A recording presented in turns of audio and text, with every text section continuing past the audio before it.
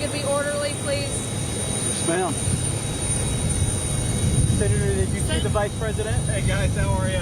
Good. I just wanted to check out my future plane, but I also wanted to go say hello to the Vice President and ask her why Kamala Harris why does she refuse to answer questions from the media? And I also thought that the press gaggle following her might get a little lonely. I at least have enough respect for you all and for the American people you report to come and talk to you and to answer some questions. And so I thought her reporters might actually benefit from that as well. So had a little bit of fun. I don't think the Vice President waved at me as she drove away, but I'm glad to have done it. And I'm glad to be here in Wisconsin actually trying to persuade people to vote for us as opposed to just giving another scripted speech. Questions? You did see the Vice President. I saw her car. I did not see the Vice President. The windows are tinted. Did you get to speak with her? You didn't get to speak with her? I did not speak to her. No, I think she was trying to get the hell out of there as quickly as possible. But I did speak to a lot of the press gaggle following her. Do you think it's effective to essentially tail her trail the rest of this week or during this week as well? Well, clearly we think it's effective because we're here, right? I mean, look, there are 6 or 7 states that are going to decide the entire election. We think it's important to get out there and to talk to people to make the best case that we can. And obviously there's an element of, especially local media is going to cover her because she's the Vice President and the presumptive nominee. So we think it's important to have a counter narrative here, and importantly to drive home this point that she has been a dangerous radical. She has pursued very far left policies, from defunding the police to opening the American southern border to increasing the price of housing and groceries on Americans. This happened because of her policies, and I think it's important that the American people actually know that. And again, I really can't believe she's been the presumptive nominee for 17 days, and she hasn't taken a real question from reporters. Did Walter return your phone call? I'm sorry? Did the governor return your phone call yesterday? He actually did, but he left me a voicemail. I think I was on the plane yesterday evening when he called me back. I haven't talked to him since. President Trump said in Atlanta over the weekend at your joint rally that you have to define, work hard to define Kamala Harris. Is she harder to define than President Biden? No, I think I think Kamala Harris is easier to define because President Biden, because there's so many absurd video clips of her saying things that are totally outside the mainstream. I mean, this is not like a person where you have to guess at what she believes. She said, I want to defund the police. She said, I want to give Medicare to illegal aliens. She said that she wanted to decriminalize all illegal immigration, and it's on video. So defining her is not hard, but that is the work of a campaign, right? We've got 92 days to tell the truth that Donald Trump delivered peace and prosperity, the truth that Kamala Harris has delivered an open border and rising prices.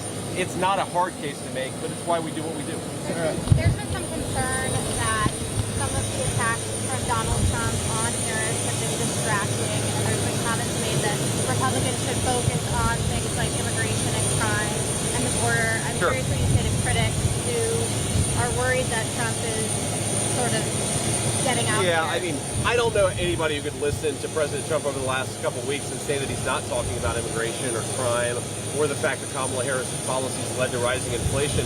He's talking about all that stuff, but one of the reasons why he's been both an effective president but a guy that a lot of Americans identify with is, yeah, he's going to tell some jokes, he's going to mix it up from time to time. He's not going to be a boring staid American politician. He's going to be who he actually is, and I think that's the source of his success. But look, if you listen to what President Trump is saying, he is really prosecuting the case on Kamala Harris led to the open border.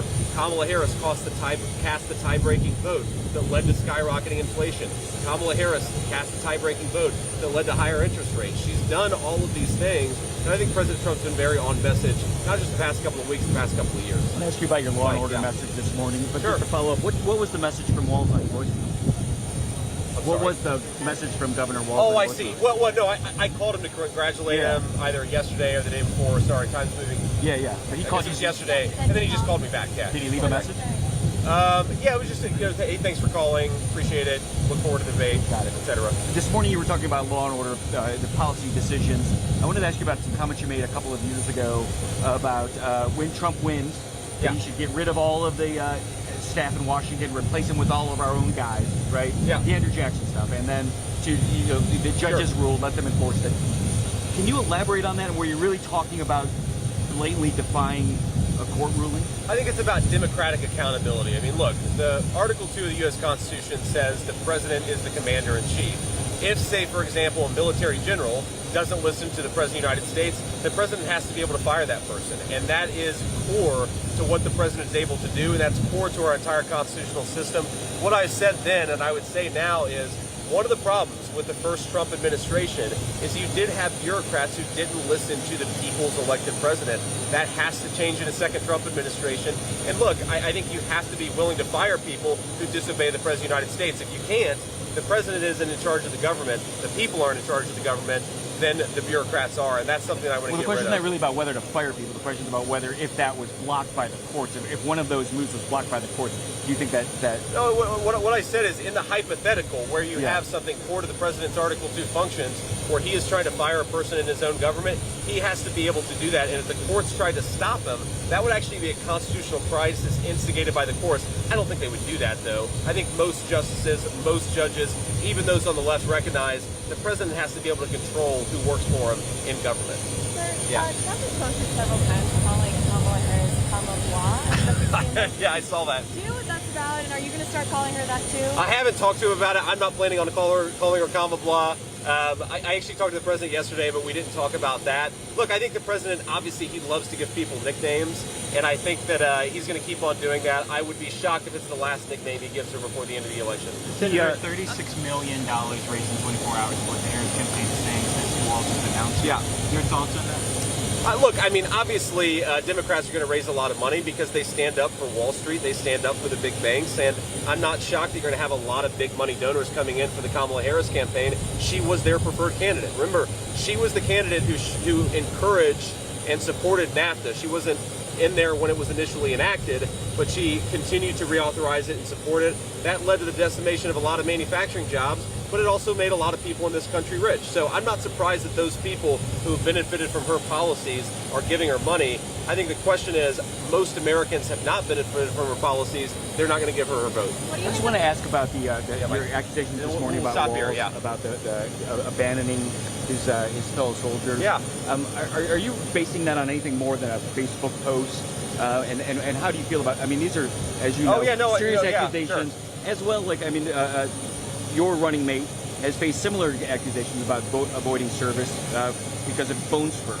Do you think that is accurate and fair to for Trump to face? Well, look, that the difference, Mike, between what President Trump has said and done and what Walz has said and done is that President Trump didn't lie, right? President Trump did not serve in the United States military. He's never claimed that he did.